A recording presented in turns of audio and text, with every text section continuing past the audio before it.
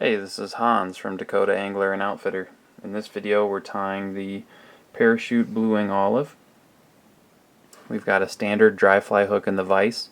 You can tie this in sizes 14 to 22 depending on the size of the natural. I'm going to use 70 denier ultra thread. Start behind the eye of the hook. Wrap back a third of the way along the hook shank. Trim out your excess thread. Wrap back a couple more wraps, and then I'm going to spiral back onto that thread base. And then I want to make sure I'm at least a third of the way back from the eye of the hook. And I'm going to tie in some poly yarn for a wing. You can use lots of materials for your parachute posts. Poly yarn looks good. It's available in a lot of different colors, so depending if you want a natural color like this gray that I'm going to use, or a more visible color like white or orange or pink, you can find poly yarn to suit. But you can also make your parachute posts out of calf tail or turkey flats, which changes the tying steps a little bit. With this video we're going to use poly yarn.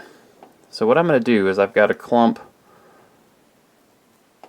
that's probably about 1.5 inches long, and right in the middle of the clump I'm going to tie it down with 3 solid wraps. Let's call it 4 solid wraps.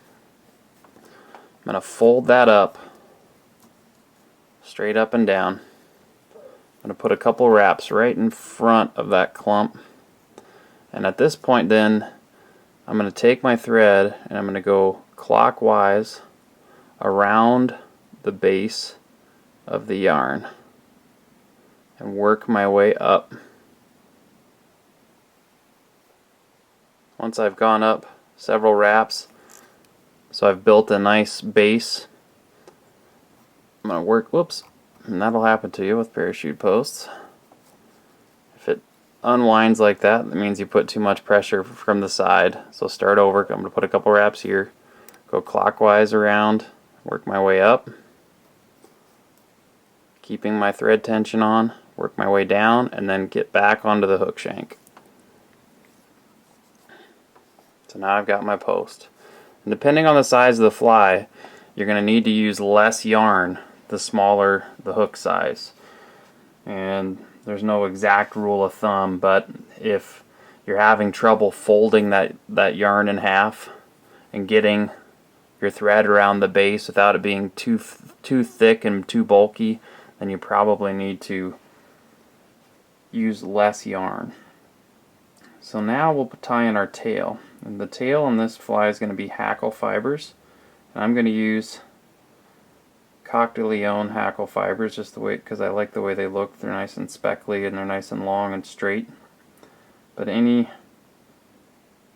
longer hackle fiber from the back of a neck, a lot of the feathers at the back of a neck are too big for most of the flies we tie, but we can use the fibers off those for tailing fibers.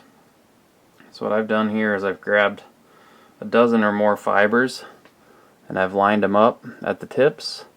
And then our tail is going to be about as long as the hook shank. So while the fibers are in my right hand, I'll adjust the length so it's equal to the length of the hook shank. And I'll switch fingers and start picking it up with my left thumb and forefinger. And now I know that at the front of my left thumb and forefinger, that's where my tie-in point for my tail should be. So now I'll wind my thread back to the back of the hook, just so it's even with the barb, and tie those feathers or fibers onto the top of the hook shank with a nice loose wrap to get them started. Make sure they're on top and where you want them. Advance my thread forward up to the base of the wing, and then I'll trim out my excess tailing fibers.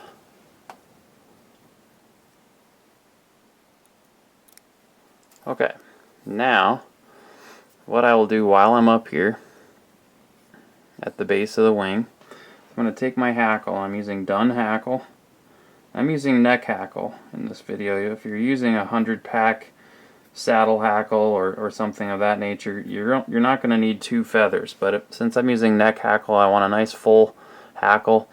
I'm going to use 2 feathers, and what I've done is I've stripped away some of the fibers from the stem. Trim that down just a little bit.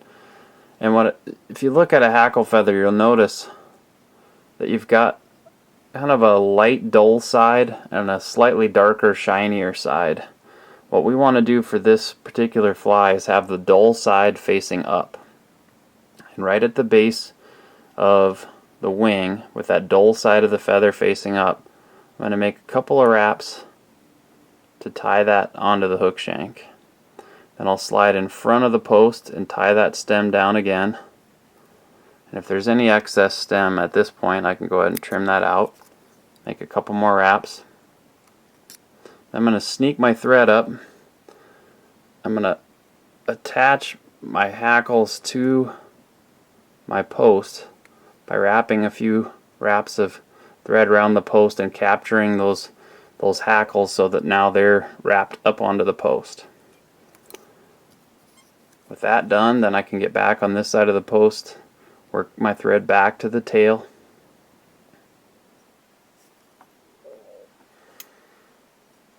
And at this point we're going to dub our body. And most of my dry flies use natural dubbing from Nature's Spirit. This is their fine natural dubbing in a gray olive. You can also use the blue-winged olive color. What I'm going to do is I'm going to arrange the clump of dubbing that I'm using so that it starts out fairly fine and gets thicker as it goes down. And then as I twist that onto my thread, I'll end up with a nice taper to the fly, because the dubbing that I started with was thinner where I started wrapping it on or twisting it onto the thread and got progressively thicker.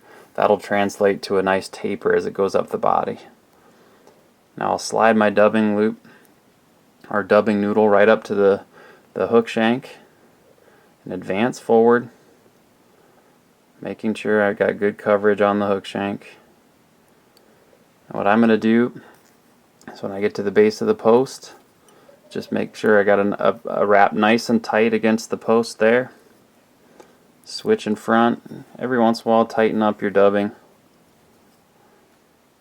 Go all the way to the eye. I'm going to start thinning out. I don't need all the rest of this dubbing. So I've got, now that I'm at the eye, just about a ½ an inch or so left. Peeled off the rest. I'll twist my dubbing up tight. What I'm going to do is work my way back to the post and just use up my last little bit of dubbing, making sure I've covered up everything right around the post. And when I'm done with that, I'm going to put my thread around the post, not on the hook, around the post. So now I should have covered all of the hook shank with dubbing. And I'm going to take my hackles at this point. I'm going to start wrapping my hackles. And I start up at the top of the post and wrap each wrap of hackle underneath the previous one. You don't have to get carried away with the amount of hackle you do. So I'm going to do about 3 or 4 wraps, and then when I'm ready to tie off, I'll hold it with my left hand, hold the hackles slightly downward, and bring my thread around the base of the post and over the top of the remaining hackle and underneath the hackle that we've wrapped onto the post. 2 or 3 wraps is enough. Then you can trim off your excess hackle. Save it for another fly if there's enough left. Trim any errant fibers out of the way. And you can make another wrap or so here to clean that up. Okay. Now at this point, we're ready to whip finish. And on my parachute flies, I don't like to whip finish next to the eye like it's traditional. Since our thread is already up on this post, I like to wrap or whip finish around the base of the post. There's a couple ways of doing that. You can do it as the hook is sitting like this, which requires a little bit more flexibility, I guess you could say. But what we'll do is another trick I've learned from other fly tires out there, is turn the hook so it's angled slightly downward. And now you can take your whip finisher, get set up to whip finish just like you always do, and then whip finish right around the base of the post.